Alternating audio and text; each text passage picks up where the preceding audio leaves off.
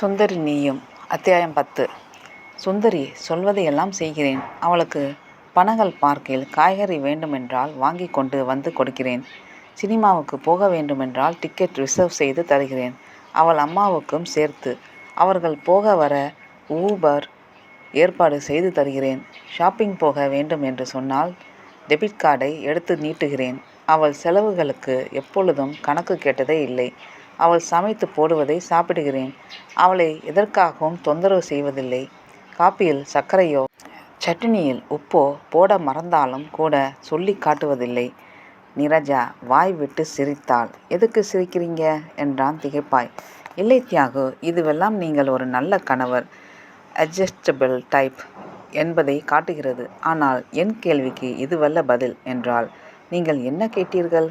நீங்கள் சந்தோஷமாக இருக்கிறீர்களா என்று. சந்தோஷமாக இருக்கிறேனா தெரியவில்லை. தினம் ஆபீஸுக்கு போகிறேன். பாண்டேவோடு வேலை செய்கிறேன். லஞ்ச் அவரில் எப்பொழுதாவது கணேஷை சந்தித்து பேசுகிறேன்.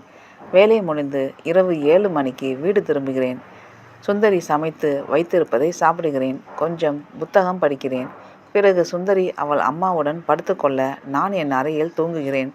இதுவெல்லாம் வழக்கமாக நடப்பது தானே தவிர இதில் சந்தோஷம் என்பது எங்கிருந்து வந்தது? பிரச்சனைகள் இல்லாமல் இருக்கிறேன் என்று வேண்டுமானால் சொல்லலாம். ஒரு வேளை பிரச்சனைகள் இல்லாமல் இருப்பதே சந்தோஷம்தானே. வெயிட்டர் ஸ்டார்ட்ரஸ் கொண்டு வந்து வைத்துவிட்டு போனார். நிரஜா சூப்பில் கொஞ்சம் மிளகுத்தூள் தூவி கொண்டாள். இவனை கொஞ்சம் யோசனையாக பார்த்தாள். சுந்தரியை நீங்கள் விரும்பித்தானே திருமணம் செய்து கொண்டீர்கள் என்றான். விரும்பி? நான் விரும்பியது உங்களை என்று எப்படி சொல்வது? எந்த சூழலில் அந்த திருமணம் நடந்தது என்று உங்களுக்கு தெரியும் என்றான். ஆமாம். அப்புறம் விருப்பம் என்ற பேச்சுக்கே இடமில்லை. விருப்பம் இல்லை என்றால் நோ சொல்லியிருக்கலாமே. அதுதான் என் பிரச்சனை. சரியான சமயங்களில் எனக்கு எஸ் ஆர் நோ சொல்ல தெரிவதில்லை. என்னை சரியாக வெளிப்படுத்துவதே எனக்கு கஷ்டமாக இருக்கிறது. ஓ என்றாள். ஸோ உங்களுக்கு விருப்பம் இல்லாமலே இந்த திருமணம் நடந்துவிட்டது என்கிறீர்கள்? ஆமாம். எனக்கு வாய்ப்பே வழங்கப்படவில்லை.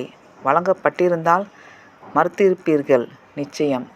எதற்காக உங்களுக்கு சுந்தரியை பிடிக்கவில்லை என்று தெரிந்து கொள்ளலாமா என்றாள். பிடிக்கவில்லை என்பது சரியான பிரயோகம் அல்ல.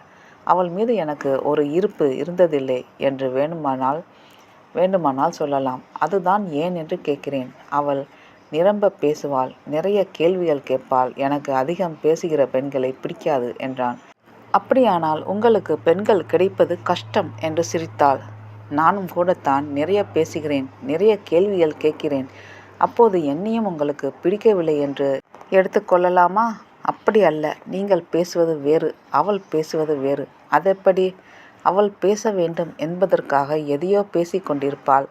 எனக்கு அது போன்ற பெண்களை ரொம்ப பிடிக்கும் என்றாள். ஆமாம், அது போன்ற பெண்கள் மிகவும் நல்லவர்கள் தியாகு. அவர்கள் மனதுக்கும் வார்த்தைக்கும் நடுவில் எதுவுமே இருக்காது.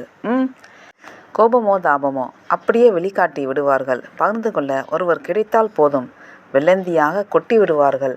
அது சரியா என்றான். சரியா தவறா? ஆனால் இவர்கள் அப்பாவிகள் தியாகு. சுலபமாக மன்னிக்கப்பட வேண்டியவர்கள். நிறுத்தி யோசித்து யோசித்து பாவனையாக பேசுகிறவர் பாருங்கள். அது போன்ற பெண்களிடம்தான் ஜாக்கிரதையாக இருக்க வேண்டும். அவர்கள் நெஞ்சிலிருந்து வார்த்தைகள் வாய்க்கு வருவதற்குள் உள்ளே 1000 கால்குலேஷன்கள் நடக்கும். அந்த மாதிரி பெண்கள் என்றால் எனக்கு அலர்ஜி என்றாள். எனக்கு பெண்களை பற்றி அதிகம் தெரியாது என்றான். புரிகிறது. நீங்களும் ஒரு வகையில் அப்பாவிதான் என்று சிரித்தாள். பாராட்டுகிறாளா திட்டுகிறாளா? நீங்கள் பெண்களை நன்றாக புரிந்து வைத்திருக்கிறீர்கள் என்று ஏதோ சொல்லி வைத்தான். தினம் காலேஜில் எத்தனை பெண்களோடு பழகுகிறேன். எல்லாம் குழந்தைகள், வளர்ந்த குழந்தைகள் என்றாள். அவர்களிலும் தான் எத்தனை வகை. அப்பாவி குழந்தைகள், வீம்புக்கார குழந்தைகள், சிறு வார்த்தைகளுக்கு உடைந்து போகிற குழந்தைகள், அஸ்வதி போன்ற தங்க தாம்பாளத்தில் பிறந்த பணக்கார ஆனால் கர்வமில்லாத குழந்தைகள். அது ஒரு தனி உலகம் தியாகு. துடிப்பு மிக்க இளமை பொங்குகிற உலகம். அதே சமயம் கொஞ்சம் வழிநடத்தல் தேவைப்படுகிற உலகம். இப்படி ஒரு உலகில் வாழ நிச்சயம் கொடுத்து வைத்திருக்க வேண்டும் என்றால். உங்கள் கல்லூரியை நீங்கள் மிகவும் நேசிக்கிறீர்கள் என்று நினைக்கிறேன். நிச்சயமாக கல்லூரியும் அந்த குழந்தைகளும் தான் இப்போது என் உலகமே. அவள் இதை சாதாரணமாகத்தான் சொன்னாள் என்றாலும் அவனுக்கு வலித்தது. உங்கள் வீடு எங்கே இருக்கிறது என்றாள் நிரஜா. சொன்னான், ஒரு நாளைக்கு உங்கள் வீட்டுக்கு வருகிறேன். உங்கள் மனைவியை பார்க்க வேண்டும். இது என்ன புது பூதம்?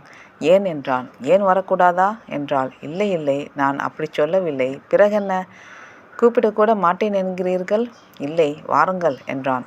சுரத்தே இல்லாமல் கூப்பிடுவது போல் இருக்கிறது என்று சிரித்தாள். கட்டாயம் வாருங்கள் ப்ளீஸ் என்றான். அப்பாடா, கடைசியாக கூப்பிட்டு விட்டீர்கள், தேங்க்ஸ் என்று சிரித்தாள். நன்றி, வணக்கம்.